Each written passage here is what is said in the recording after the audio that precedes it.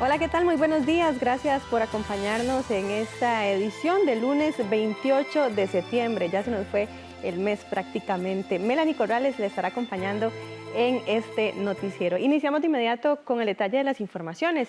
Y es que la semana anterior cerró con 1.233 casos nuevos de COVID-19. Este sábado 26 de septiembre y la alerta del gerente médico de la Caja, Mario Ruiz, que para el próximo mes de octubre los servicios de cuidados intensivos podrían estar saturados. Los casos de COVID-19 siguen en aumento cada día en nuestro país. Según el Ministerio de Salud, la semana cerró este 26 de septiembre con 1.233 nuevos contagios, 16 muertes y 579 personas hospitalizadas. 239 son por nexo epidemiológico y 994 son por laboratorio, para un total de 72.049 casos confirmados. Del total de personas hospitalizadas, 238 permanecen en alguna unidad de cuidados intensivos. Esto preocupa a las autoridades de la Caja, que estiman una saturación de ese servicio para el próximo mes de octubre.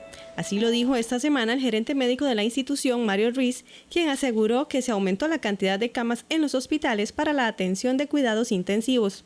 Es una situación muy complicada porque los pacientes, principalmente aquellos pacientes que tienen factores de riesgo, donde aprovecho para decir que desafortunadamente son los pacientes adultos mayores con hipertensión, diabetes, obesidad, enfermedades cardiopulmonares.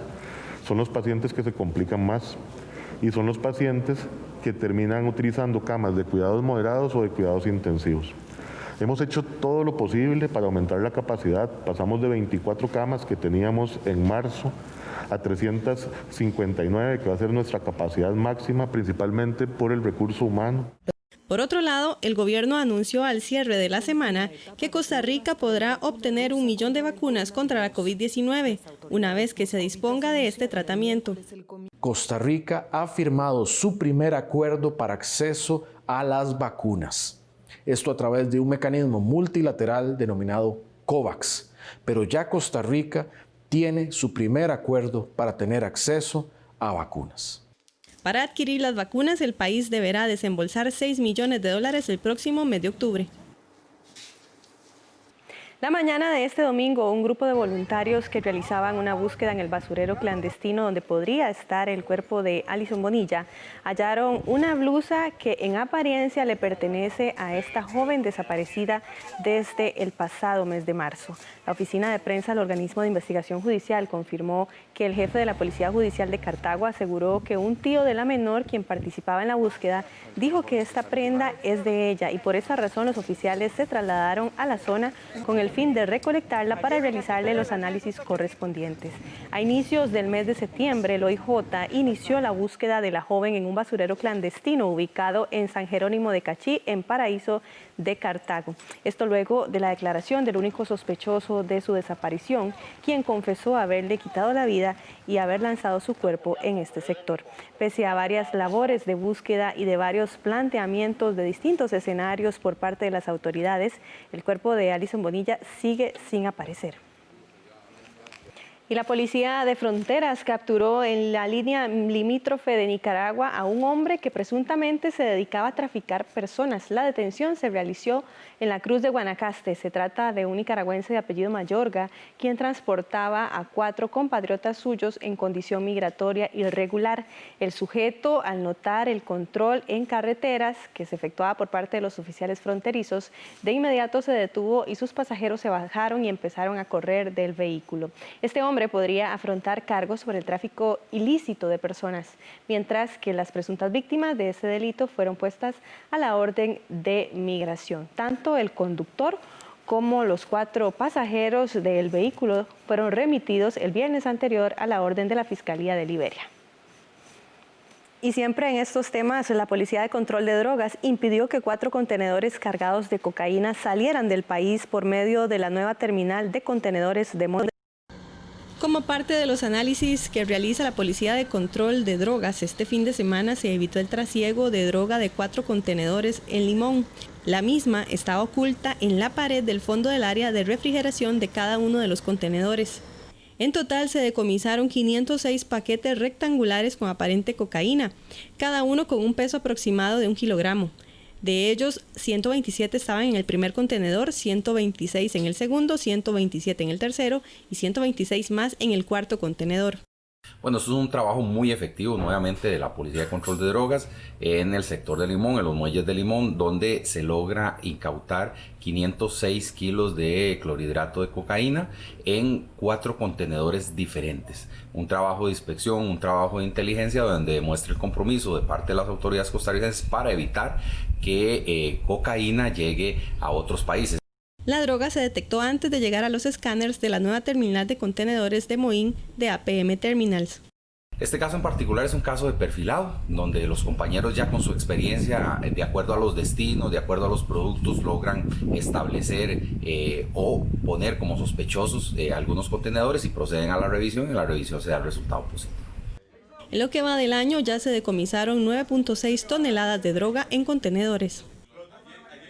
Los problemas de agua en San Pablo de Heredia continuarán hasta el próximo 1 de octubre. La falla del motor del pozo La Meseta, ubicado en San Pablo de Heredia a 450 metros de profundidad, mantiene desde el pasado 24 de septiembre a la población vecina con problemas de abastecimiento de agua potable. Según informó Acueductos y Alcantarillados, mediante un comunicado de prensa, estas fallas en el servicio persistirán, principalmente entre la 1 de la tarde y las 8 de la noche, hasta el próximo jueves 1 de octubre. En este momento, los funcionarios de la AIA están trabajando en la reparación del daño. Sin embargo, la complejidad es alta debido a que se tienen que retirar con una grúa los 150 tubos y 3 metros de longitud que están dentro del pozo. Por otro lado, el AIA invertirá 925 millones de colones en el sector de Atillo para evitar el desabastecimiento en la época seca. Entre los principales objetivos del proyecto se encuentra la sustitución de aproximadamente 7.500 metros de tubería, la sustitución de aproximadamente 1.800 acometidas domiciliares y con eso tendremos una población beneficiada de aproximadamente 6.300 personas. Todo esto con una inversión de aproximadamente $1 millón. Se espera que con esta inversión se beneficiarán cerca de 8.000 personas. Completamente nueva, es una reforma integral de la red en Atillo Unidos. De forma que todas aquellas fugas que actualmente tenemos o todo aquel caudal que se está perdiendo por fugas actuales, por el estado actual de la tubería, ya no se va a dar, por lo tanto, ese caudal que tengamos va a estar completamente disponible para los usuarios.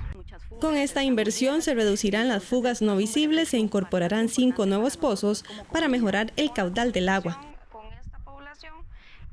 Y empresarios del sector turístico pidieron la apertura total de las fronteras a partir de este mes de octubre. El cierre de fronteras debido a la pandemia golpeó fuertemente al sector turístico. Quienes operan en esta área aseguran que pese a la apertura paulatina del espacio aéreo para extranjeros de algunos países, la situación no mejora.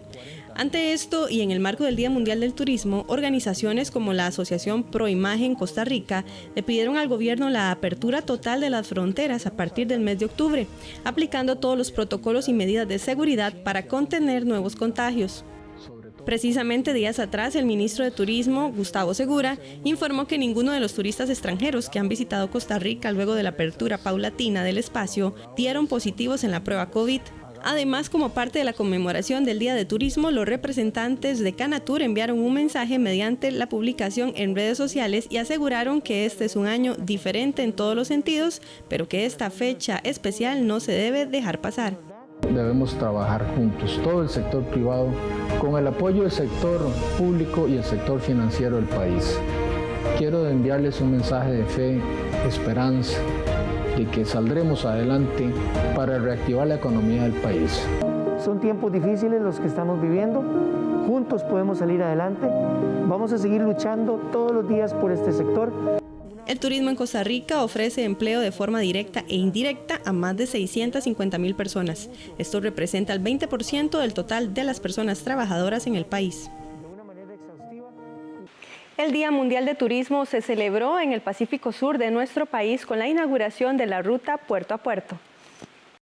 La ruta Puerto a Puerto es una oferta turística que incluye atractivos presentes entre Puerto Jiménez y Puerto Cortés. En esta zona sobresalen los elementos históricos y patrimoniales del centro de ambos pueblos, la reserva Matapalo, playas, así como el manglar de Sierpe. A través de la ruta de puerto a puerto unir dos pueblos como Puerto Jiménez con Puerto Cortés y a la vez estamos uniendo dos cantones, Golfito y Osa. alberga un sitio muy importante porque es un sitio donde las esferas están ubicadas en su sitio original. Son esferas representativas de la parte del Valle del Diquís. Esta es una zona que fue declarada por la UNESCO como Patrimonio Mundial en la parte arqueológica. Según el jerarca de turismo, en el Día Mundial del Turismo, se está dedicando la capacidad de la industria turística para crear oportunidades fuera de las grandes ciudades y preservar el patrimonio cultural y natural. Y escogimos venir al Pacífico Sur porque el Pacífico Sur le ha aportado muchísimo al posicionamiento de todo el destino turístico costarricense, dado sus grandes productos de enorme valor ecoturístico, tanto en temas de ecosistemas costeros como en ecosistemas de bosque lluvioso, pero además recursos culturales de enorme riqueza. Esta es la primera vez en 28 años que esta fecha se festejó en el Pacífico Sur del país. El Servicio Nacional de Salud Animal levantó la veda en la pesca de moluscos en el Pacífico. Esto luego de que el análisis del Laboratorio de Servicios Veterinarios del SENASA reflejó que ya no existe peligro de toxicidad mediante el consumo de estos productos marinos. Unido a estos análisis, las imágenes satelitales de toda la costa pacífica, aportadas por la Universidad de Costa Rica, muestran una disminución en la cantidad de clorofila a nivel superficial del mar. Pese al levantamiento de la veda, SENASA continúa monitoreando la recolección y análisis de muestras de agua y carne de moluscos con la finalidad de asegurar la inocuidad de este alimento y, en el caso de ser necesario, establecer las medidas sanitarias para la protección de la salud pública. La Cruz Roja atendió 22 accidentes acuáticos en los últimos 24 días debido al aumento en la visitación de turistas a playas tras la apertura económica. La apertura de la economía provocó un importante auge en la visitación de sitios turísticos como playas, pero unido a esto también incrementaron las atenciones por parte de la Cruz Roja en accidentes acuáticos. Precisamente, según datos de la Cruz Roja, desde el mes de mayo a la fecha, con la apertura parcial de las playas se han contabilizado un total de 41 rescates, de los cuales 22 se desarrollaron en los últimos 24 días, representando un 53.65%. De esas atenciones, 11 son menores de edad, 14 son mujeres adultas y 15 son hombres adultos.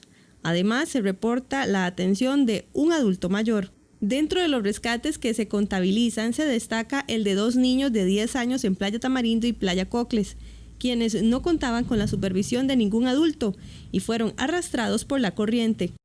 Sin embargo, algo que nos preocupa es que en los últimos 24 días se han realizado 22 de estos 41 rescates. Esto posiblemente producto de esta reapertura, del cambio de horarios que se han dado en las fechas y de la alta visitación que hemos visto en los últimos días, principalmente en el anterior, donde tuvimos un fin de semana largo.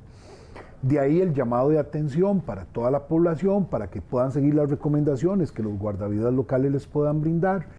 Según datos oficiales, el pasado fin de semana, el 12, 13 y 14 de septiembre del 2020, se registró un aumento del 61% en la visitación en comparación con el fin de semana largo del mes de agosto. Cada costarricense y cada familia que está en una playa está además ayudando a esas economías locales, a las economías de las comunidades. Está ayudando a pequeños empresarios de hospedaje, a empresas gastronómicas, está apoyando a vendedores de artesanía, entre otros, que son siempre parte de la cadena de valor turística. Las autoridades hacen un llamado tanto a los turistas nacionales como los internacionales a seguir al pie de la letra las medidas de precaución, estar atentos a las señalizaciones preventivas colocadas en las playas y nadar siempre acompañados para aminorar los riesgos al máximo. Talamanca y Matina estrenaron bodegas y diversos equipos que se utilizan para la atención de emergencias. La Comisión Nacional de Emergencias inauguró este sábado 14 bodegas móviles que servirán para apoyar la atención de emergencias por parte de los comités locales de Talamanca y Matina. Según informó la Comisión Nacional de Emergencias, se trata de una inversión de 406 millones de colones y hasta el momento se han instalado 3 bodegas en Santa Cruz, Talamanca y Matina. Además, se coordina la instalación de estas bodegas en Buenos Aires, Paquera, Upala, Liberia y Sarapiquí. Lo cual nos permite tener pues una instalación adecuada para disponer de una cantidad de suministros que nos permitan garantizar una primera respuesta efectiva mediante el trabajo de los comités municipales de emergencia. Es una instalación modular diseñada específicamente para cumplir las funciones que requieren los comités municipales de emergencia. El proyecto también es apoyado por las municipalidades y está equipado con accesorios y suministros para la atención de emergencias, tales como motosierras, tanques para agua, espumas, cobijas, camillas plegables y eventualmente diarios de comida. Anteriormente no teníamos dónde dejar nuestros implementos de emergencia, los equipos, no teníamos dónde guardar la comida como tiene que ser porque no había aire. Y creo que esta bodega pues, nos permite esa oportunidad de cuidar, de que haya un tiempo más duradero de lo que podamos guardar aquí. El presidente de la Comisión Nacional de Emergencias, Alexander Solís, visitó el Caribe este fin de semana para participar en la instalación de las bodegas y reunirse con los alcaldes y vicealcaldesas de Limón, Talamanca, Guásimo, Matina, Siquirres y los comités municipales de emergencias con el fin de abordar diversos temas, tales como la implementación del modelo de gestión compartida para fortalecer las acciones preventivas contra la COVID-19. Vamos de inmediato a una pausa comercial. Quédese con nosotros, ya venimos con más información.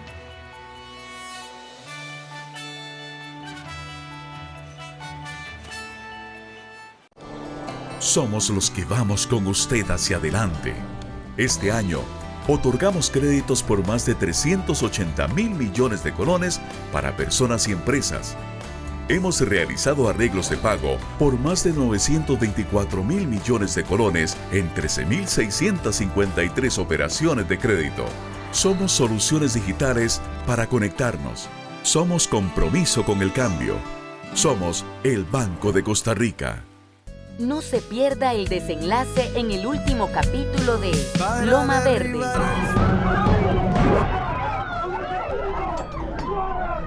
Chicos, no, pues es tu hijo, chicos, por favor, no haga una locura.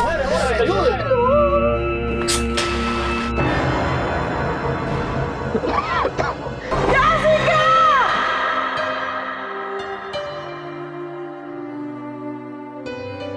¡Jessica! El martes 29 de septiembre a las 9 de la noche, aquí en 13, Costa Rica Televisión.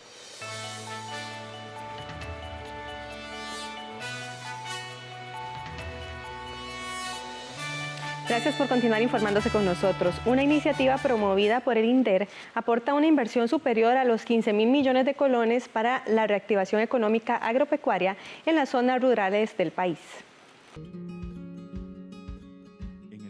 Una inyección económica de 15.200 millones de colones en territorios rurales de todo el país permitirá la finalización de 82 proyectos de infraestructura pública y la reactivación económica de actividades agrícolas y pecuarias mediante financiamientos y fondos de recursos no reembolsables.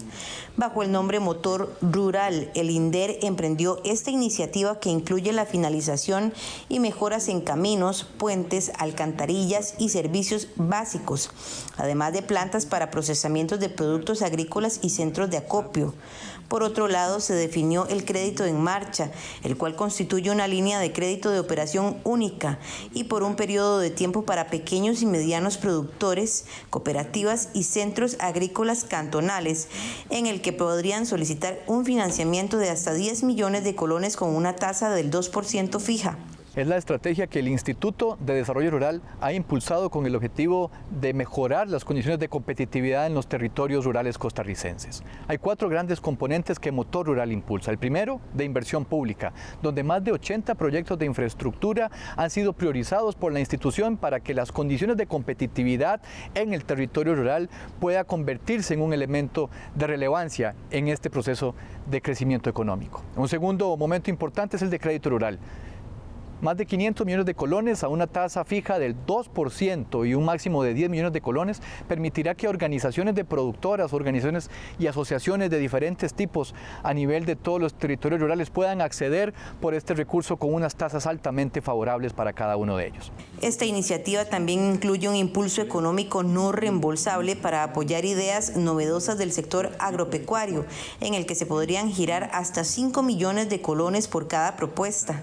Motor Rural impulsa también el uso de recursos no reembolsables mediante Impulso Rural, que es un fondo concursable que permitirá a más de 60 iniciativas en nuestro país contar con 5 millones de colones que les permitan mejorar e impulsar sus actividades económicas en momentos en que la pandemia ha generado algún impacto negativo en cada una de ellas. Y en cuarto lugar, Mercado Rural, que es una plataforma digital que le permitirá a los pequeños y medianos productores que no cuentan con recursos para mercadear sus productos, tener un espacio digitalizado que permita que la comercialización se haga más eficiente para cada uno de ellos. De esta manera, el Instituto de Desarrollo Rural, por medio de Motor Rural, está impulsando actividades económicas por más de 15.000 millones de colones en los 29 territorios rurales costarricenses. Aquellas personas que estén interesadas en ser beneficiados con estas y otras propuestas pueden hacer su solicitud mediante la página web de Motor Rural,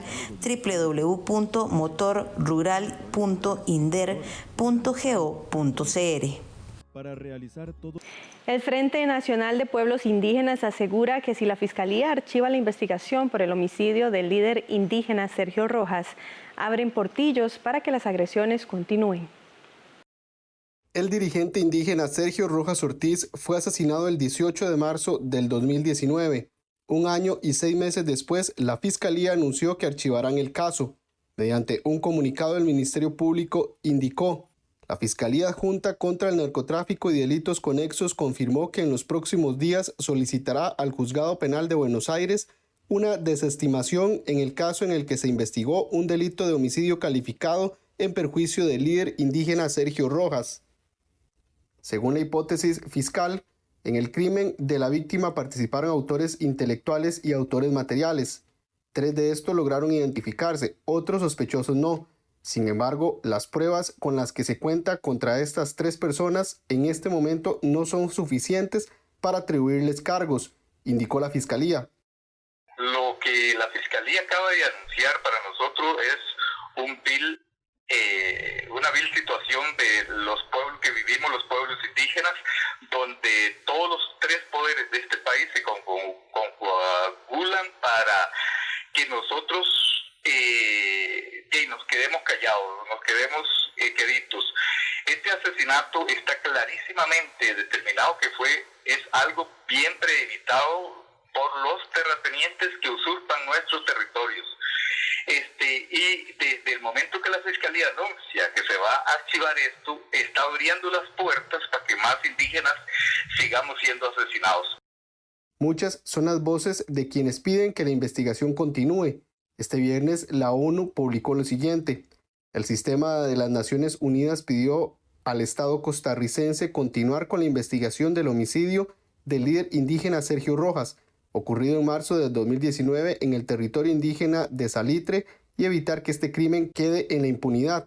Sergio Rojas Ortiz fue asesinado mientras se encontraba en su vivienda en el territorio indígena de Salitre, en la comunidad de Yeri, esto en Buenos Aires de Punta Arenas. El Ministerio Público indicó que el caso podrá ser abierto si hay nuevas evidencias. La Fiscalía hará del expediente un testimonio de piezas y dictará un archivo fiscal, el cual se reabrirá si ingresa nueva prueba que permita identificar a otras de las personas que participaron en los hechos. Pido a la Fiscalía que no cierre el caso, que lo reabra y que se haga la investigación a profundidad. Realmente que no se vea que es un indígena como nos han visto, que se murió un indígena y ya no se perdió nada. Aquí estamos perdiendo el derecho a la tierra, aquí estamos perdiendo el derecho a la gobernanza, aquí estamos perdiendo la autonomía de un pueblo indígena. Y si nos siguen asesinando, entonces quiere decir que nos callan como nos callaron hace 500 y resto de años. No puede seguir pasando eso en este país de Costa Rica.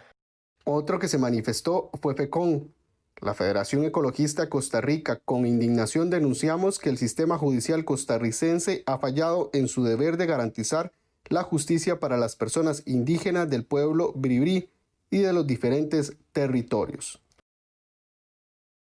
La crisis producto de la pandemia reveló serios problemas estructurales, desigualdad, baja productividad, fragmentación de acceso a la salud y a la protección social. Además, la pobreza alcanza a 231 millones de personas en América Latina. Esto según un estudio de la Comisión Económica para América Latina y el Caribe, CEPAL. En medio de la crisis que afronta el mundo por la pandemia de COVID-19, la pobreza alcanza a 231 millones de personas y la pobreza extrema a 96 millones, según un análisis de la Comisión Económica para América Latina y el Caribe, CEPAL. Además, el desempleo alcanzará a 44 millones de personas. Estos son los datos que se desprenden de un informe presentado este viernes por la secretaria económica de la CEPAL por medio de una conferencia de prensa virtual en conjunto con el Ministerio de Planificación. Según la directora económica de la CEPAL, la pandemia agudizó problemas sociales de los países y califica como la peor crisis en un siglo.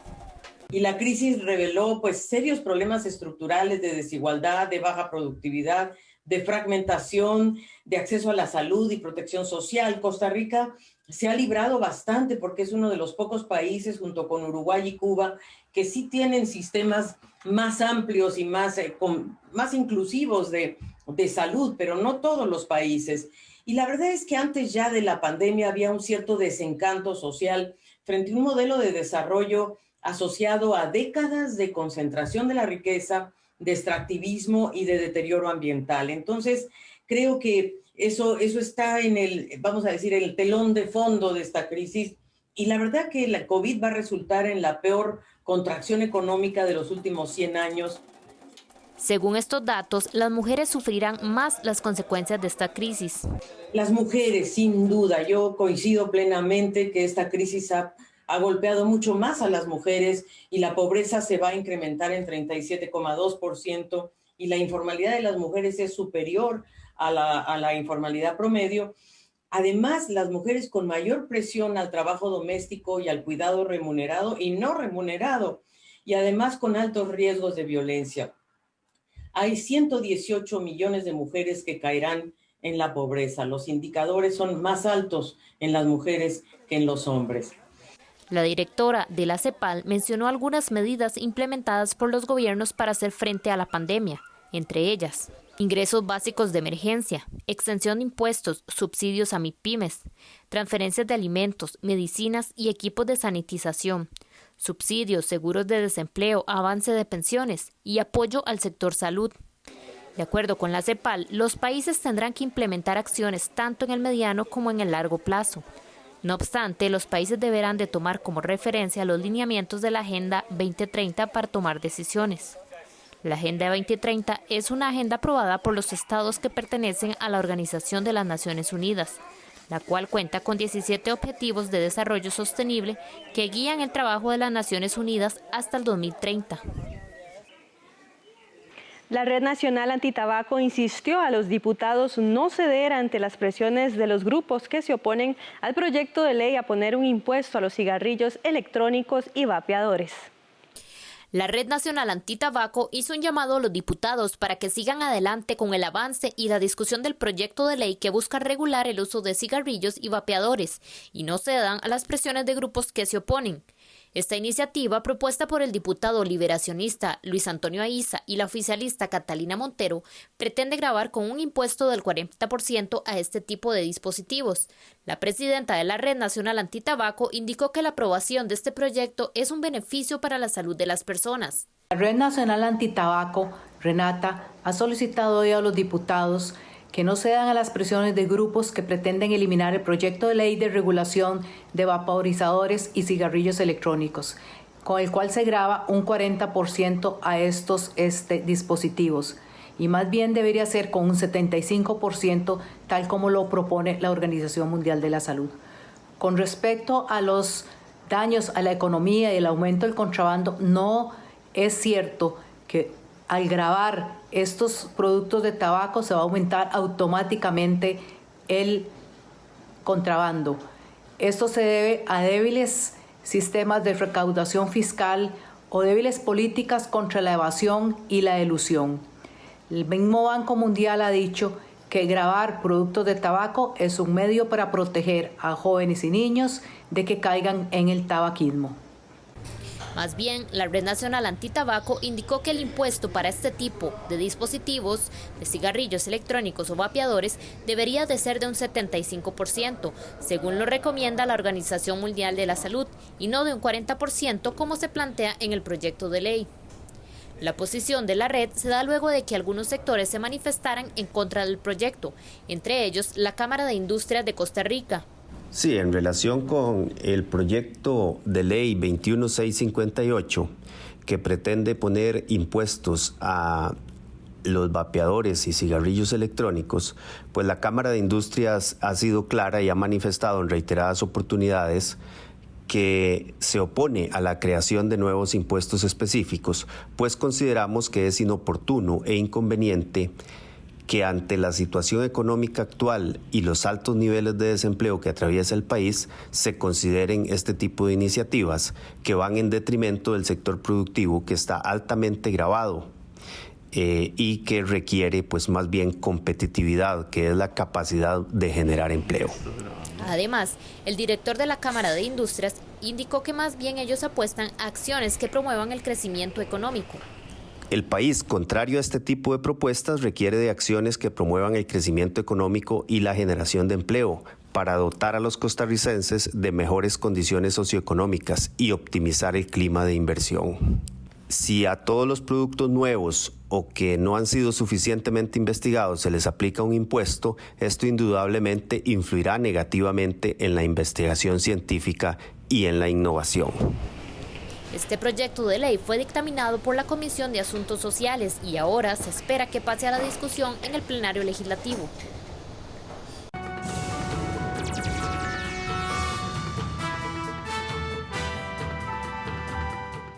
Iniciamos de inmediato con materia internacional. La justicia mexicana ordenó la captura de militares presuntamente involucrados en la desaparición hace 6 años de 43 estudiantes de la Escuela de Maestros en Guerrero, México. Órdenes de captura para militares implicados en la desaparición de los 43 estudiantes de Ayotzinapa. El presidente de México, Andrés Manuel López Obrador, presentó el sábado avances de la investigación, cuando se cumplen 6 años de la desaparición de los jóvenes en el estado de Guerrero, al sur del país. Hay condiciones inmejorables para saber sobre el paradero de los muchachos. López Obrador no detalló las acusaciones formales contra los militares. Familiares y organizaciones civiles lo señalan de inacción por no impedir que los estudiantes fueran atacados por narcotraficantes o hasta de facilitar la actuación de los criminales. Pero sí pedirle que apriete un poquito más. Nosotros queríamos llegar hoy 26, pues con algo más, ¿no? Entiéndanos, ya 6 años y pues no tenemos nada. Los 43 estudiantes desaparecieron la noche del 26 al 27 de septiembre de 2014 en el municipio de Iguala, a donde habían ido para apoderarse de autobuses que usarían para viajar a una manifestación en Ciudad de México. Pero fueron baleados por pistoleros y policías coludidos con el cártel del narcotráfico Guerreros Unidos. El gobierno del expresidente Enrique Peña Nieto siempre se negó a que los militares fueran interrogados o llamados por la justicia. Y además defendió lo que denominó la verdad histórica, según la cual integrantes de Guerreros Unidos asesinaron a los jóvenes, incineraron sus cuerpos y los arrojaron a un río. Pero el actual gobierno y la Fiscalía han rechazado esta versión y han ampliado las investigaciones. El desértico y pedregoso cementerio de Chocas, en el extremo norte de la capital peruana, ha comenzado a recibir visitas de personas que perdieron a familiares por el COVID-19. El cementerio peruano de Chocas vuelve a recibir visitas. El gobierno había prohibido asistir a los panteones para evitar la propagación del nuevo coronavirus. Pero ahora que los contagios están en descenso paulatino, las restricciones fueron levantadas. Este cementerio, ubicado al norte de Lima, es el único utilizado para víctimas de COVID-19 en la zona, según ordenanza municipal.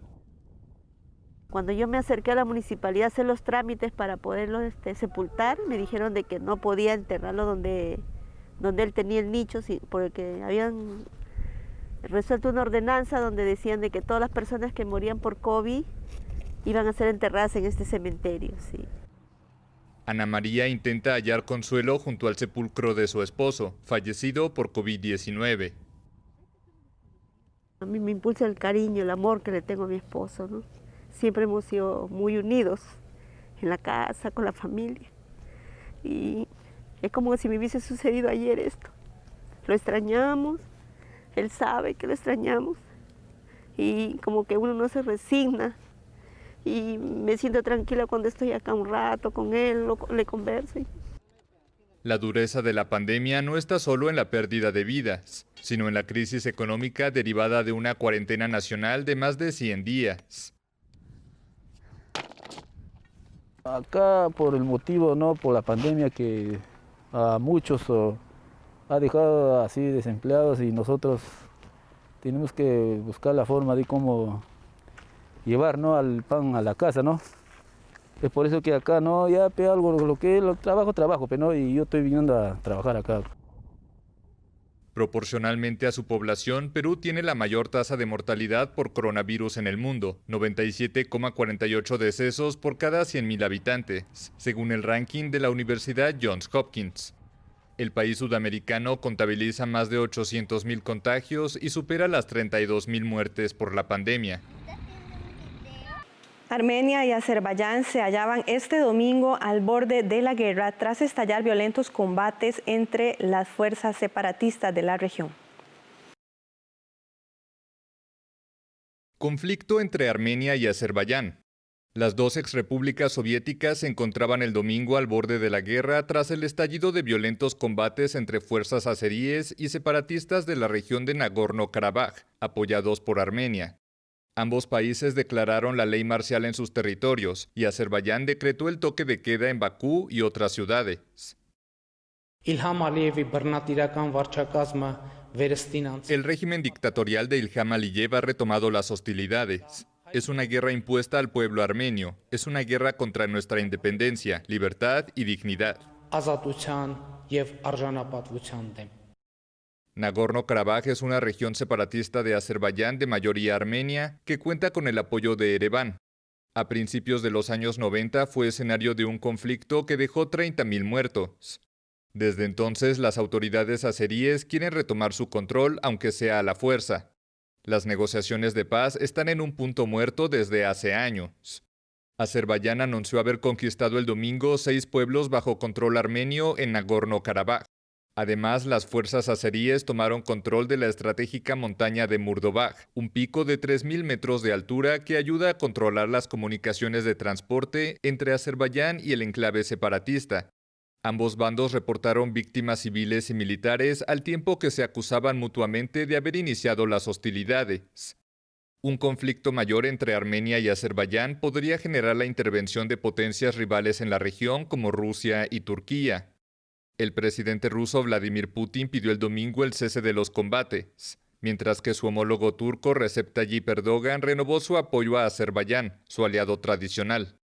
La Unión Europea también se pronunció por un alto el fuego. El presidente estadounidense Donald Trump nombró el sábado a la jueza Amy Coney a la Suprema Corte, inclinando un poco más al lado conservador la integración de esa institución decisoria de grandes debates de la sociedad estadounidense. Donald Trump nomina a su candidata a magistrada de la Corte Suprema. El presidente de Estados Unidos nombró el sábado a la jueza Amy Coney Barrett al alto tribunal con la mira a inclinar la corte un poco más al lado conservador.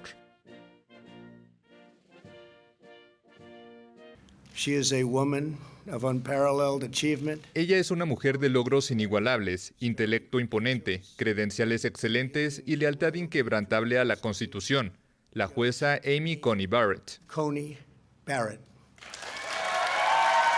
El mandatario predijo una confirmación directa y rápida de Barrett en el Senado de mayoría republicana. La jueza de 48 años, devota católica y firme opositora al aborto, se encamina a sustituir a Ruth Bader Ginsburg, la magistrada progresista fallecida la semana pasada. La magistrada Ginsburg comenzó su carrera en momentos en que las mujeres no eran bienvenidas en el mundo de la ley, pero ella no solo rompió los techos de cristal, los destruyó. Paralelamente, el candidato demócrata a la presidencia, Joe Biden, pidió al Senado no pronunciarse sobre el nombramiento de Barrett antes de las elecciones del 3 de noviembre. Con la confirmación, la Corte de 9 miembros quedaría con una mayoría de 6 jueces conservadores frente a 3 progresistas. Unas 300 personas se congregaron el sábado en un pudiente barrio en Santiago de Chile para manifestarse en contra de la posible redacción de una nueva constitución. Protesta contra la redacción de una nueva constitución en Chile. Cientos de personas se manifestaron el sábado en Santiago para defender la Carta Magna heredada de la dictadura de Augusto Pinochet, de cara al plebiscito del 25 de octubre en el que los chilenos decidirán si se modifica o no el texto fundamental del país. El día 25 de octubre, el chileno, si ustedes se levantan a votar, sin vergüenzas, sin complejos, sin temores, sin miedos, el rechazo se va a imponer. El estallido social que vivió Chile en octubre del año pasado derivó en la convocatoria a la consulta popular. Las manifestaciones reflejaban la frustración de los chilenos por un alto costo de vida, con salarios bajos y servicios como salud, educación y pensiones privatizados. Pero en muchas ocasiones las protestas derivaron en enfrentamientos con las fuerzas de seguridad, dejando una treintena de muertos y saqueos a comercios. Estoy a favor del rechazo porque yo siempre he vivido en un país libre, pero desde el 18 de octubre este país no es mi país, no hay respeto, no se respetan las autoridades, no se respetan las leyes, no se respeta a nadie. Según un estudio publicado el viernes por la Universidad de Chile, el 82% de la población estaría a favor de la redacción de una nueva constitución. ¡Sí, sí, sí! ¡Viva Chile! ¡Pinochet! Vamos a hacer una nueva pausa comercial, quédese con nosotros, ya venimos con más información.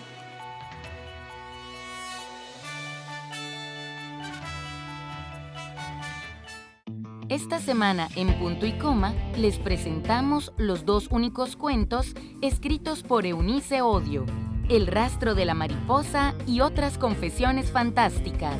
Pueden ser leídos como experiencias paranormales o como una pequeña obra narrativa que conserva el patrón del género epistolar. Punto y Coma. Nuestros libros tienen la palabra. Los domingos a las 12 mediodía. Con repetición los lunes a las 11 de la noche. Solo en 13. Costa Rica Televisión.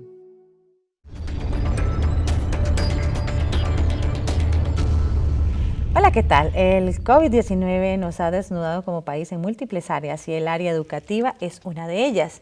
Tenemos múltiples retos que involucran tanto al sistema educativo formal como también a niños, niñas y adolescentes y sus nuevas necesidades y por supuesto también a las familias que también son actores muy importantes en el proceso de educación de nuestras futuras generaciones. De eso vamos a hablar en Una Mirada en el próximo programa. Acompáñanos.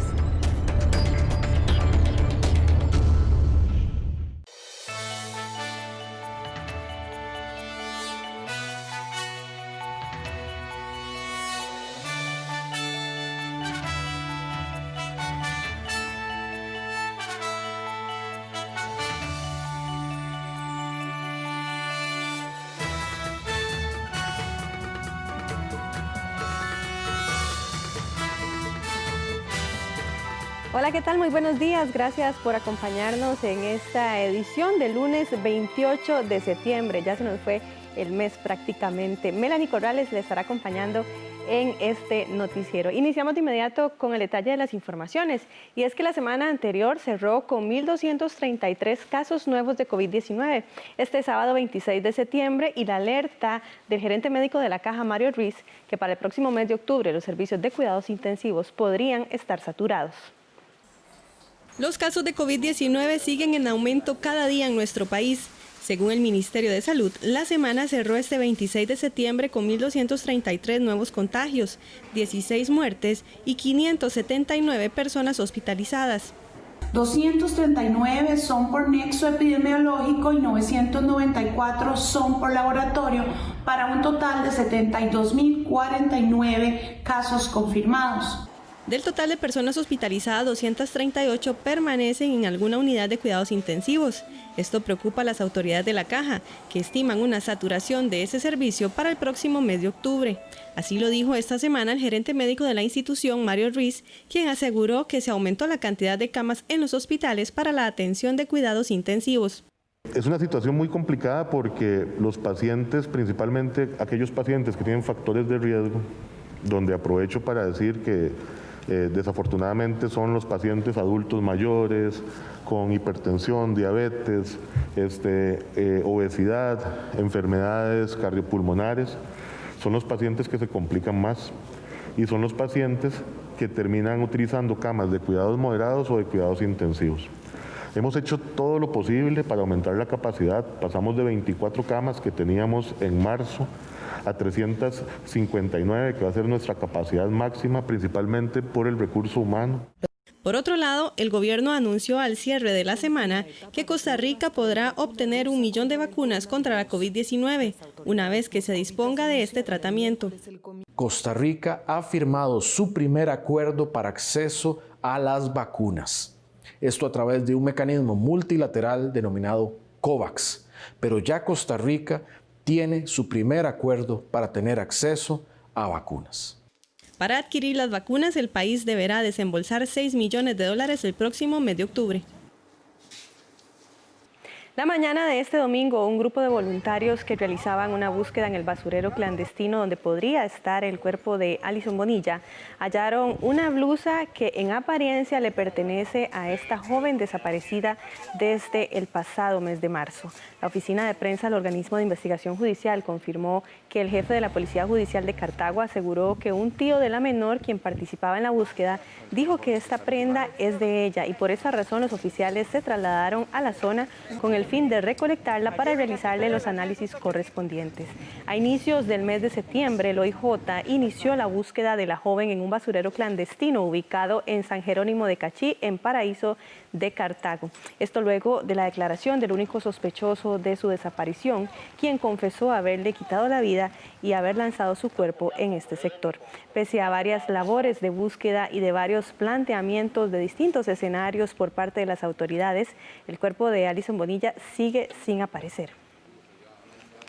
Y la Policía de Fronteras capturó en la línea limítrofe de Nicaragua a un hombre que presuntamente se dedicaba a traficar personas. La detención se realizó en la Cruz de Guanacaste. Se trata de un nicaragüense de apellido Mayorga, quien transportaba a 4 compatriotas suyos en condición migratoria irregular. El sujeto, al notar el control en carreteras que se efectuaba por parte de los oficiales fronterizos, de inmediato se detuvo y sus pasajeros se bajaron y empezaron a correr del vehículo. Este hombre podría afrontar cargos por el tráfico ilícito de personas, mientras que las presuntas víctimas de ese delito fueron puestas a la orden de migración. Tanto el conductor como los 4 pasajeros del vehículo fueron remitidos el viernes anterior a la orden de la Fiscalía de Liberia. Y siempre en estos temas, la Policía de Control de Drogas impidió que 4 contenedores cargados de cocaína salieran del país por medio de la nueva terminal de contenedores de Monterrey. Como parte de los análisis que realiza la Policía de Control de Drogas, este fin de semana se evitó el trasiego de droga de 4 contenedores en Limón. La misma estaba oculta en la pared del fondo del área de refrigeración de cada uno de los contenedores. En total se decomisaron 506 paquetes rectangulares con aparente cocaína, cada uno con un peso aproximado de 1 kilogramo. De ellos, 127 estaban en el primer contenedor, 126 en el segundo, 127 en el tercero y 126 más en el cuarto contenedor. Bueno, esto es un trabajo muy efectivo nuevamente de la Policía de Control de Drogas en el sector de Limón, en los muelles de Limón, donde se logra incautar 506 kilos de clorhidrato de cocaína en 4 contenedores diferentes. Un trabajo de inspección, un trabajo de inteligencia donde demuestra el compromiso de parte de las autoridades costarricenses para evitar que cocaína llegue a otros países. La droga se detectó antes de llegar a los escáneres de la nueva terminal de contenedores de Moín de APM Terminals. Este caso en particular es un caso de perfilado, donde los compañeros ya con su experiencia, de acuerdo a los destinos, de acuerdo a los productos, logran establecer o poner como sospechosos algunos contenedores y proceden a la revisión y en la revisión se da el resultado positivo. En lo que va del año ya se decomisaron 9.6 toneladas de droga en contenedores. Los problemas de agua en San Pablo de Heredia continuarán hasta el próximo 1 de octubre. La falla del motor del pozo La Meseta, ubicado en San Pablo de Heredia a 450 metros de profundidad, mantiene desde el pasado 24 de septiembre a la población vecina con problemas de abastecimiento de agua potable.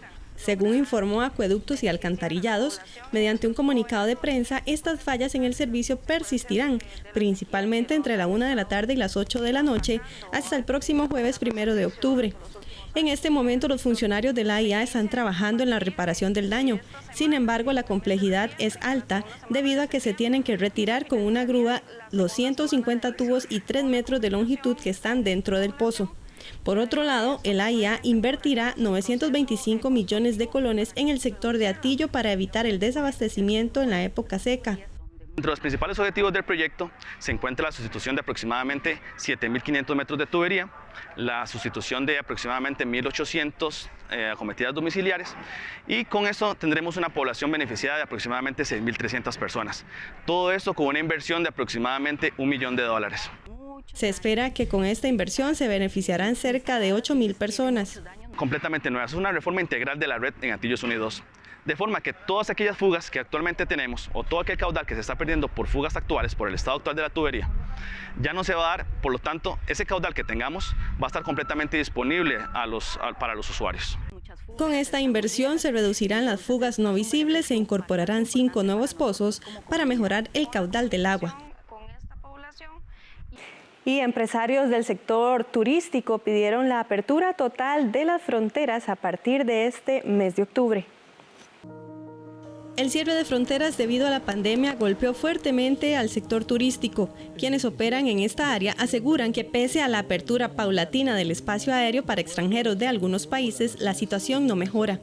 Ante esto y en el marco del Día Mundial del Turismo, organizaciones como la Asociación Pro Imagen Costa Rica le pidieron al gobierno la apertura total de las fronteras a partir del mes de octubre, aplicando todos los protocolos y medidas de seguridad para contener nuevos contagios. Precisamente días atrás, el ministro de Turismo, Gustavo Segura, informó que ninguno de los turistas extranjeros que han visitado Costa Rica luego de la apertura paulatina del espacio dieron positivos en la prueba COVID. Además, como parte de la conmemoración del Día de Turismo, los representantes de Canatur enviaron un mensaje mediante la publicación en redes sociales y aseguraron que este es un año diferente en todos los sentidos, pero que esta fecha especial no se debe dejar pasar. Debemos trabajar juntos, todo el sector privado, con el apoyo del sector público y el sector financiero del país. Quiero enviarles un mensaje de fe, esperanza, de que saldremos adelante para reactivar la economía del país. Son tiempos difíciles los que estamos viviendo, juntos podemos salir adelante, vamos a seguir luchando todos los días por este sector. El turismo en Costa Rica ofrece empleo de forma directa e indirecta a más de 650,000 personas. Esto representa el 20% del total de las personas trabajadoras en el país. El Día Mundial de Turismo se celebró en el Pacífico Sur de nuestro país con la inauguración de la ruta Puerto a Puerto. La ruta Puerto a Puerto es una oferta turística que incluye atractivos presentes entre Puerto Jiménez y Puerto Cortés.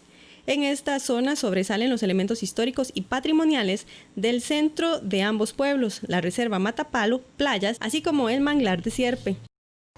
A través de la ruta de Puerto a Puerto unir dos pueblos como Puerto Jiménez con Puerto Cortés y a la vez estamos uniendo dos cantones, Golfito y Osa. Alberga un sitio muy importante porque es un sitio donde las esferas están ubicadas en su sitio original. Son esferas representativas de la parte del Valle del Diquís. Esta es una zona que fue declarada por la UNESCO como Patrimonio Mundial en la parte arqueológica. Según el jerarca de turismo, en el Día Mundial del Turismo, se está dedicando la capacidad de la industria turística para crear oportunidades fuera de las grandes ciudades y preservar el patrimonio cultural y natural. Y escogimos venir al Pacífico Sur porque el Pacífico Sur le ha aportado muchísimo al posicionamiento de todo el destino turístico costarricense, dado sus grandes productos de enorme valor ecoturístico, tanto en temas de ecosistemas costeros como en ecosistemas de bosque lluvioso, pero además recursos culturales de enorme riqueza. Esta es la primera vez en 28 años que esta fecha se festejó en el Pacífico Sur del país. El Servicio Nacional de Salud Animal levantó la veda en la pesca de moluscos en el Pacífico. Esto luego de que el análisis del Laboratorio de Servicios Veterinarios del SENASA reflejó que ya no existe peligro de toxicidad mediante el consumo de estos productos marinos.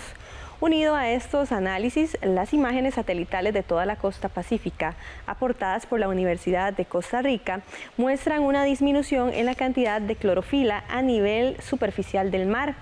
Pese al levantamiento de la veda, SENASA continúa monitoreando la recolección y análisis de muestras de agua y carne de moluscos con la finalidad de asegurar la inocuidad de este alimento y, en el caso de ser necesario, establecer las medidas sanitarias para la protección de la salud pública. La Cruz Roja atendió 22 accidentes acuáticos en los últimos 24 días debido al aumento en la visitación de turistas a playas tras la apertura económica. La apertura de la economía provocó un importante auge en la visitación de sitios turísticos como playas, pero unido a esto también incrementaron las atenciones por parte de la Cruz Roja en accidentes acuáticos. Precisamente, según datos de la Cruz Roja, desde el mes de mayo a la fecha, con la apertura parcial de las playas se han contabilizado un total de 41 rescates, de los cuales 22 se desarrollaron en los últimos 24 días, representando un 53.65%. De esas atenciones, 11 son menores de edad, 14 son mujeres adultas y 15 son hombres adultos. Además, se reporta la atención de un adulto mayor. Dentro de los rescates que se contabilizan, se destaca el de 2 niños de 10 años en Playa Tamarindo y Playa Cocles, quienes no contaban con la supervisión de ningún adulto y fueron arrastrados por la corriente. Sin embargo, algo que nos preocupa es que en los últimos 24 días se han realizado 22 de estos 41 rescates. Esto posiblemente producto de esta reapertura, del cambio de horarios que se han dado en las fechas y de la alta visitación que hemos visto en los últimos días, principalmente en el anterior, donde tuvimos un fin de semana largo. De ahí el llamado de atención para toda la población, para que puedan seguir las recomendaciones que los guardavidas locales les puedan brindar.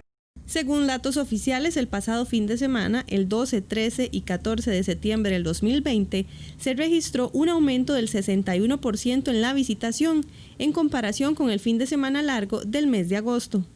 Cada costarricense y cada familia que está en una playa está además ayudando a esas economías locales, a las economías de las comunidades. Está ayudando a pequeños empresarios de hospedaje, a empresas gastronómicas, está apoyando a vendedores de artesanía, entre otros, que son siempre parte de la cadena de valor turística. Las autoridades hacen un llamado tanto a los turistas nacionales como los internacionales a seguir al pie de la letra las medidas de precaución, estar atentos a las señalizaciones preventivas colocadas en las playas y nadar siempre acompañados para aminorar los riesgos al máximo. Talamanca y Matina estrenaron bodegas y diversos equipos que se utilizan para la atención de emergencias. La Comisión Nacional de Emergencias inauguró este sábado 14 bodegas móviles que servirán para apoyar la atención de emergencias por parte de los comités locales de Talamanca y Matina. Según informó la Comisión Nacional de Emergencias, se trata de una inversión de 406 millones de colones y hasta el momento se han instalado 3 bodegas en Santa Cruz, Talamanca y Matina. Además, se coordina la instalación de estas bodegas en Buenos Aires, Paquera, Upala, Liberia y Sarapiquí. Lo cual nos permite tener pues una instalación adecuada para disponer de una cantidad de suministros que nos permitan garantizar una primera respuesta efectiva mediante el trabajo de los comités municipales de emergencia. Es una instalación modular diseñada específicamente para cumplir las funciones que requieren los comités municipales de emergencia. El proyecto también es apoyado por las municipalidades y está equipado con accesorios y suministros para la atención de emergencias, tales como motosierras, tanques para agua, espumas, cobijas, camillas plegables y eventualmente diarios de comida. Anteriormente no teníamos dónde dejar nuestros implementos de emergencia, los equipos, no teníamos dónde guardar la comida como tiene que ser porque no había aire. Y creo que esta bodega pues, nos permite esa oportunidad de cuidar, de que haya un tiempo más duradero de lo que podamos guardar aquí. El presidente de la Comisión Nacional de Emergencias, Alexander Solís, visitó el Caribe este fin de semana para participar en la instalación de las bodegas y reunirse con los alcaldes y vicealcaldesas de Limón, Talamanca, Guásimo, Matina, Siquirres y los comités municipales de emergencias con el fin de abordar diversos temas, tales como la implementación del modelo de gestión compartida para fortalecer las acciones preventivas contra la COVID-19. Vamos de inmediato a una pausa comercial. Quédese con nosotros, ya venimos con más información.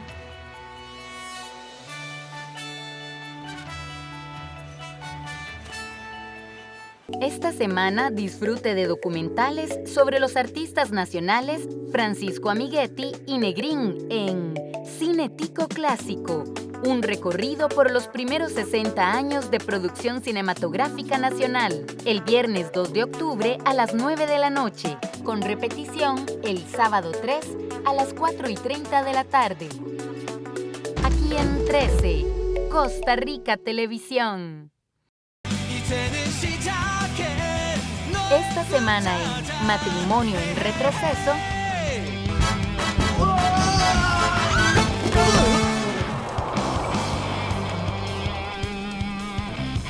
최대한 합병증 안 오게 대차하면서 치료받고 계세요. 아 맞다. 선배, 저번에 나한테 고백했을 때 있잖아요. los domingos a las 4 de la tarde, aquí en 13, Costa Rica Televisión.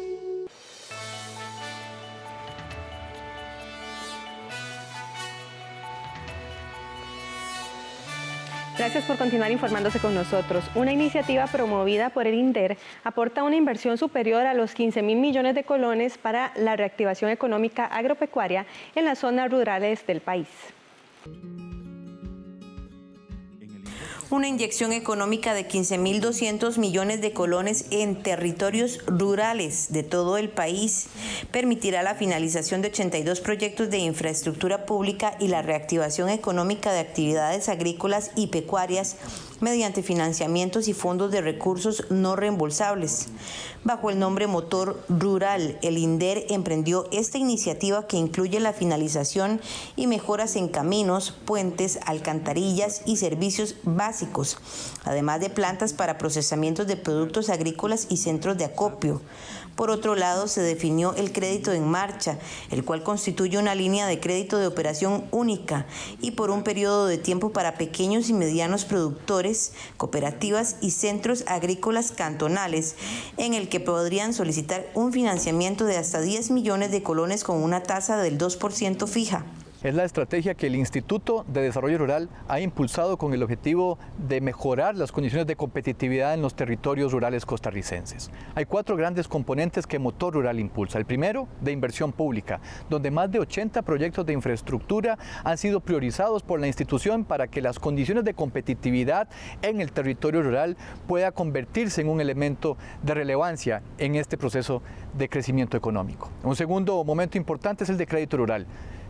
Más de 500 millones de colones a una tasa fija del 2% y un máximo de 10 millones de colones permitirá que organizaciones de productoras, organizaciones y asociaciones de diferentes tipos a nivel de todos los territorios rurales puedan acceder por este recurso con unas tasas altamente favorables para cada uno de ellos. Esta iniciativa también incluye un impulso económico no reembolsable para apoyar ideas novedosas del sector agropecuario, en el que se podrían girar hasta 5 millones de colones por cada propuesta.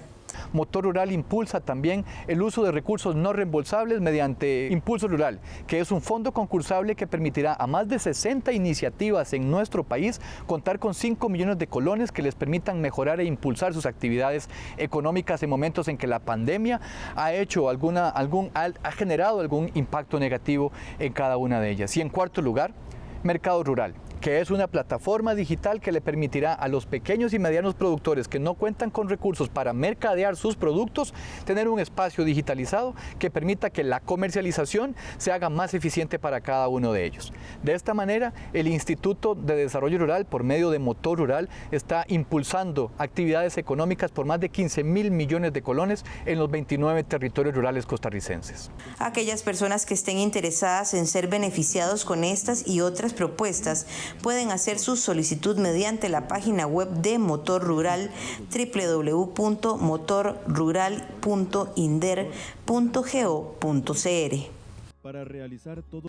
El Frente Nacional de Pueblos Indígenas asegura que si la Fiscalía archiva la investigación por el homicidio del líder indígena Sergio Rojas, abren portillos para que las agresiones continúen. El dirigente indígena Sergio Rojas Ortiz fue asesinado el 18 de marzo del 2019. Un año y 6 meses después, la Fiscalía anunció que archivarán el caso.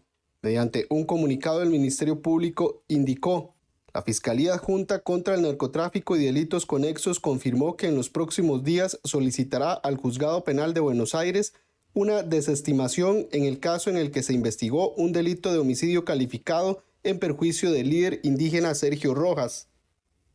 Según la hipótesis fiscal, en el crimen de la víctima participaron autores intelectuales y autores materiales. 3 de estos lograron identificarse, otros sospechosos no. Sin embargo, las pruebas con las que se cuenta contra estas 3 personas en este momento no son suficientes para atribuirles cargos, indicó la Fiscalía. Lo que la Fiscalía acaba de anunciar para nosotros es una vil situación de los pueblos que vivimos, los pueblos indígenas, donde todos los 3 poderes de este país se conjugan para que nosotros nos quedemos callados, nos quedemos queditos. Este asesinato está clarísimamente determinado que es algo bien premeditado por los terratenientes que usurpan nuestros territorios. Y desde el momento que la Fiscalía anuncia que se va a archivar esto, está abriendo las puertas para que más indígenas sigamos siendo asesinados. Muchas son las voces de quienes piden que la investigación continúe. Este viernes la ONU publicó lo siguiente: el sistema de las Naciones Unidas pidió al Estado costarricense continuar con la investigación del homicidio del líder indígena Sergio Rojas, ocurrido en marzo de 2019 en el territorio indígena de Salitre, y evitar que este crimen quede en la impunidad. Sergio Rojas Ortiz fue asesinado mientras se encontraba en su vivienda en el territorio indígena de Salitre, en la comunidad de Yeri, esto en Buenos Aires de Punta Arenas. El Ministerio Público indicó que el caso podrá ser abierto si hay nuevas evidencias. La Fiscalía hará del expediente un testimonio de piezas y dictará un archivo fiscal, el cual se reabrirá si ingresa nueva prueba que permita identificar a otras de las personas que participaron en los hechos. Pido a la Fiscalía que no cierre el caso, que lo reabra y que se haga la investigación a profundidad. Realmente que no se vea que es un indígena como nos han visto, que se murió un indígena y ya no se perdió nada. Aquí estamos perdiendo el derecho a la tierra, aquí estamos perdiendo el derecho a la gobernanza, aquí estamos perdiendo la autonomía de un pueblo indígena. Y si nos siguen asesinando, entonces quiere decir que nos callan como nos callaron hace 500 y resto de años. No puede seguir pasando eso en este país de Costa Rica. Otro que se manifestó fue FECON. La Federación Ecologista de Costa Rica, con indignación denunciamos que el sistema judicial costarricense ha fallado en su deber de garantizar la justicia para las personas indígenas del pueblo Bribri y de los diferentes territorios. La crisis producto de la pandemia reveló serios problemas estructurales, desigualdad, baja productividad, fragmentación de acceso a la salud y a la protección social. Además, la pobreza alcanza a 231 millones de personas en América Latina. Esto según un estudio de la Comisión Económica para América Latina y el Caribe, CEPAL. En medio de la crisis que afronta el mundo por la pandemia de COVID-19, la pobreza alcanza a 231 millones de personas y la pobreza extrema a 96 millones, según un análisis de la Comisión Económica para América Latina y el Caribe, CEPAL. Además, el desempleo alcanzará a 44 millones de personas. Estos son los datos que se desprenden de un informe presentado este viernes por la secretaria económica de la CEPAL, por medio de una conferencia de prensa virtual en conjunto con el Ministerio de Planificación. Según la directora económica de la CEPAL, la pandemia agudizó problemas sociales de los países y califica como la peor crisis en un siglo. Y la crisis reveló serios problemas estructurales de desigualdad, de baja productividad, de fragmentación, de acceso a la salud y protección social. Costa Rica se ha librado bastante porque es uno de los pocos países, junto con Uruguay y Cuba, que sí tienen sistemas más amplios y más inclusivos de salud, pero no todos los países. Y la verdad es que antes ya de la pandemia había un cierto desencanto social frente a un modelo de desarrollo asociado a décadas de concentración de la riqueza, de extractivismo y de deterioro ambiental. Entonces, creo que eso está en el telón de fondo de esta crisis, y la verdad que la COVID va a resultar en la peor contracción económica de los últimos 100 años. Según estos datos, las mujeres sufrirán más las consecuencias de esta crisis. Las mujeres, sin duda, yo coincido plenamente que esta crisis ha golpeado mucho más a las mujeres, y la pobreza se va a incrementar en 37,2%, y la informalidad de las mujeres es superior a la informalidad promedio. Además, las mujeres con mayor presión al trabajo doméstico y al cuidado remunerado y no remunerado, y además con altos riesgos de violencia. Hay 118 millones de mujeres que caerán en la pobreza. Los indicadores son más altos en las mujeres que en los hombres.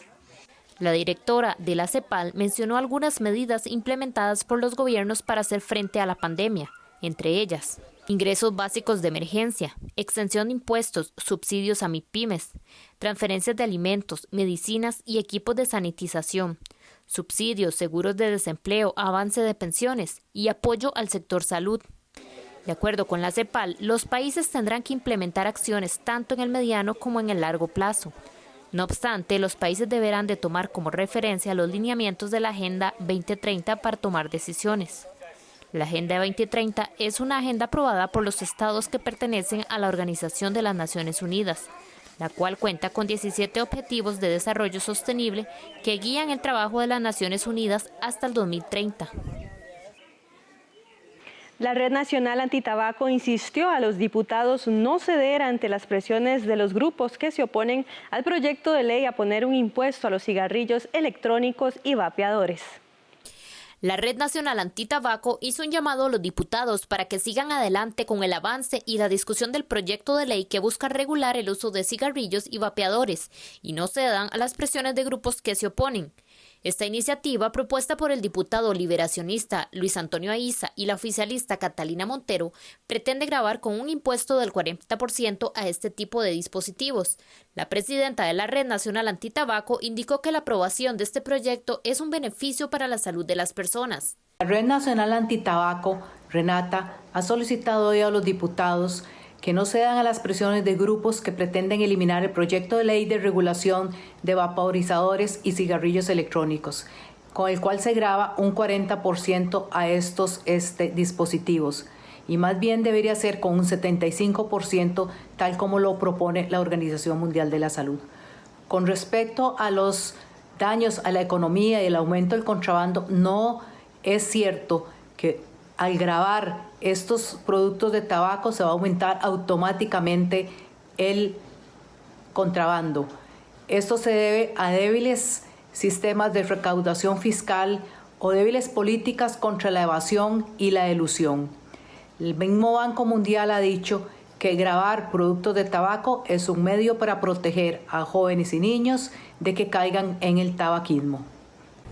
Más bien, la Red Nacional Antitabaco indicó que el impuesto para este tipo de dispositivos, de cigarrillos electrónicos o vapeadores, debería de ser de un 75%, según lo recomienda la Organización Mundial de la Salud, y no de un 40% como se plantea en el proyecto de ley. La posición de la red se da luego de que algunos sectores se manifestaran en contra del proyecto, entre ellos la Cámara de Industrias de Costa Rica. Sí, en relación con el proyecto de ley 21658, que pretende poner impuestos a los vapeadores y cigarrillos electrónicos, pues la Cámara de Industrias ha sido clara y ha manifestado en reiteradas oportunidades que se opone a la creación de nuevos impuestos específicos, pues consideramos que es inoportuno e inconveniente que ante la situación económica actual y los altos niveles de desempleo que atraviesa el país, se consideren este tipo de iniciativas que van en detrimento del sector productivo que está altamente gravado y que requiere pues más bien competitividad, que es la capacidad de generar empleo. Además, el director de la Cámara de Industrias indicó que más bien ellos apuestan a acciones que promuevan el crecimiento económico.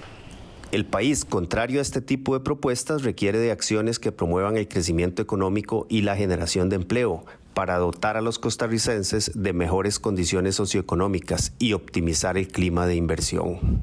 Si a todos los productos nuevos o que no han sido suficientemente investigados se les aplica un impuesto, esto indudablemente influirá negativamente en la investigación científica y en la innovación. Este proyecto de ley fue dictaminado por la Comisión de Asuntos Sociales y ahora se espera que pase a la discusión en el plenario legislativo.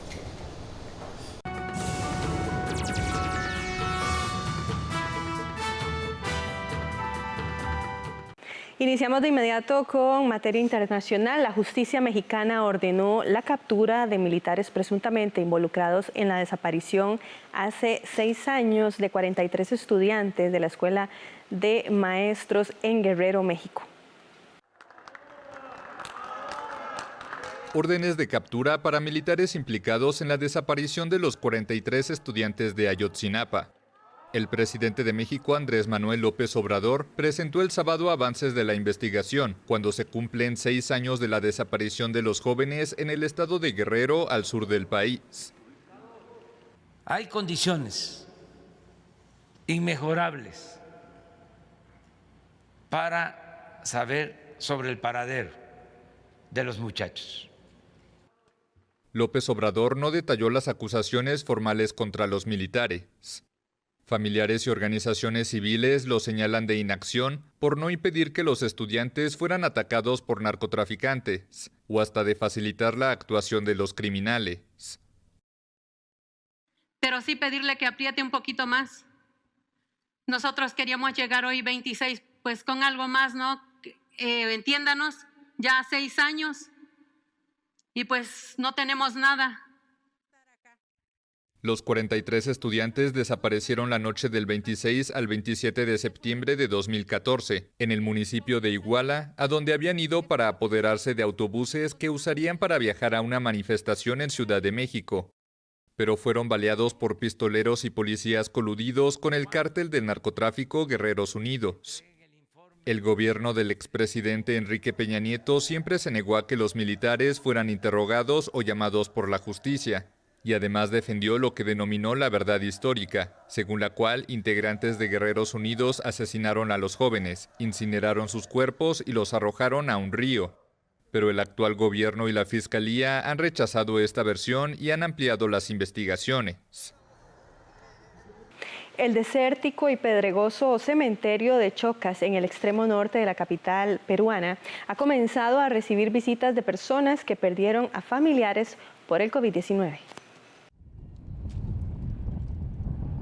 El cementerio peruano de Chocas vuelve a recibir visitas. El gobierno había prohibido asistir a los panteones para evitar la propagación del nuevo coronavirus. Pero ahora que los contagios están en descenso paulatino, las restricciones fueron levantadas.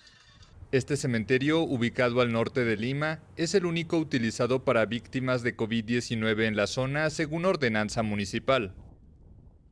Cuando yo me acerqué a la municipalidad a hacer los trámites para poderlo sepultar, me dijeron de que no podía enterrarlo donde él tenía el nicho, porque habían resuelto una ordenanza donde decían de que todas las personas que morían por COVID iban a ser enterradas en este cementerio. Sí.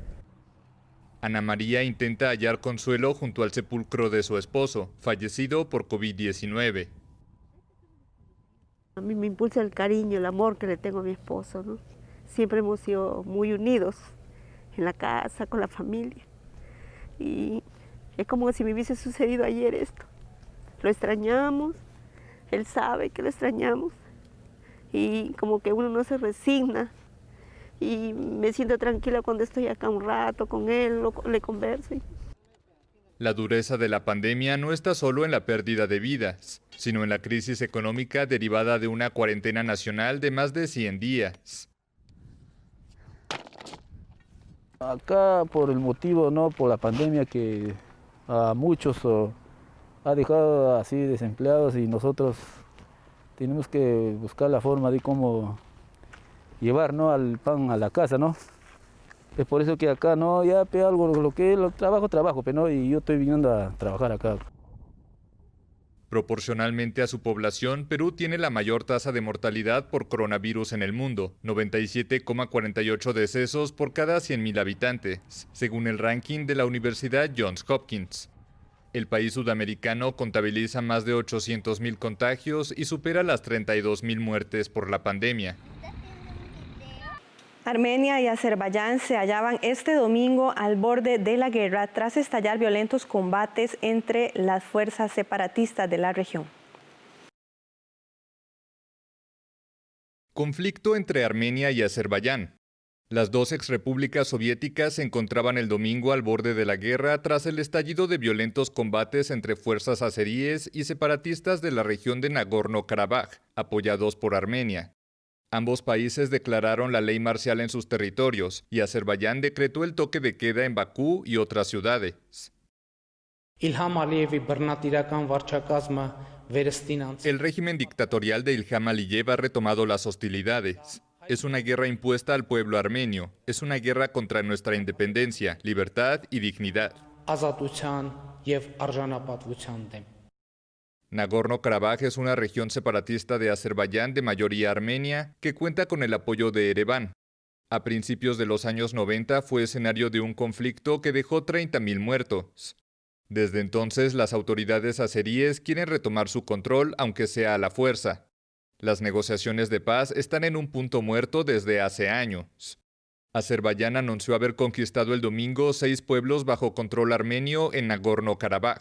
Además, las fuerzas azeríes tomaron control de la estratégica montaña de Murdobaj, un pico de 3.000 metros de altura que ayuda a controlar las comunicaciones de transporte entre Azerbaiyán y el enclave separatista. Ambos bandos reportaron víctimas civiles y militares al tiempo que se acusaban mutuamente de haber iniciado las hostilidades. Un conflicto mayor entre Armenia y Azerbaiyán podría generar la intervención de potencias rivales en la región como Rusia y Turquía. El presidente ruso Vladimir Putin pidió el domingo el cese de los combates, mientras que su homólogo turco Recep Tayyip Erdogan renovó su apoyo a Azerbaiyán, su aliado tradicional. La Unión Europea también se pronunció por un alto el fuego. El presidente estadounidense Donald Trump nombró el sábado a la jueza Amy Coney a la Suprema Corte, inclinando un poco más al lado conservador la integración de esa institución decisoria de grandes debates de la sociedad estadounidense. Donald Trump nomina a su candidata a magistrada de la Corte Suprema. El presidente de Estados Unidos nombró el sábado a la jueza Amy Coney Barrett al alto tribunal con la mira a inclinar la corte un poco más al lado conservador.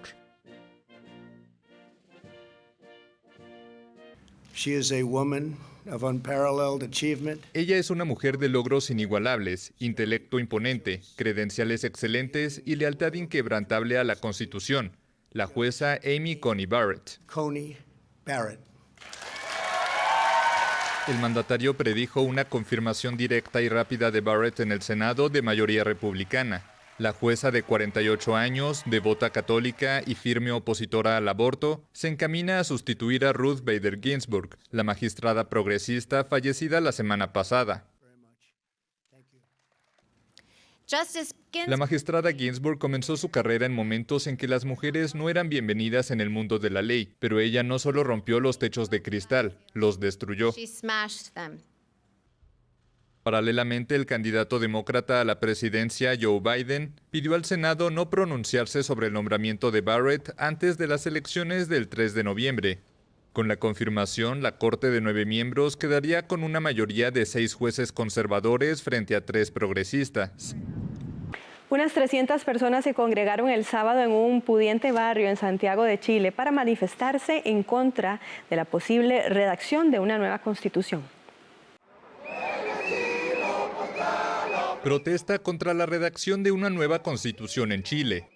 Cientos de personas se manifestaron el sábado en Santiago para defender la Carta Magna heredada de la dictadura de Augusto Pinochet, de cara al plebiscito del 25 de octubre en el que los chilenos decidirán si se modifica o no el texto fundamental del país. día 25 de octubre. El chileno, si ustedes se levantan a votar, sin vergüenzas, sin complejos, sin temores, sin miedos, el rechazo se va a imponer. El estallido social que vivió Chile en octubre del año pasado derivó en la convocatoria a la consulta popular. Las manifestaciones reflejaban la frustración de los chilenos por un alto costo de vida, con salarios bajos y servicios como salud, educación y pensiones privatizados. Pero en muchas ocasiones las protestas derivaron en enfrentamientos con las fuerzas de seguridad, dejando una treintena de muertos y saqueos a comercios. Estoy a favor del rechazo porque yo siempre he vivido en un país libre, pero desde el 18 de octubre este país no es mi país, no hay respeto, no se respetan las autoridades, no se respetan las leyes, no se respeta a nadie. Según un estudio publicado el viernes por la Universidad de Chile, el 82% de la población estaría a favor de la redacción de una nueva constitución.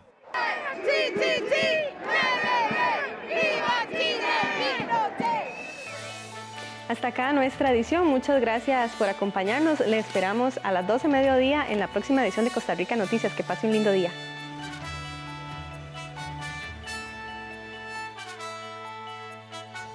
Un documental sobre un grupo de personas que se juegan la vida para sacar el sustento de sus familias por un preciado metal. Cada gramo de oro cuesta mucho sacarlo.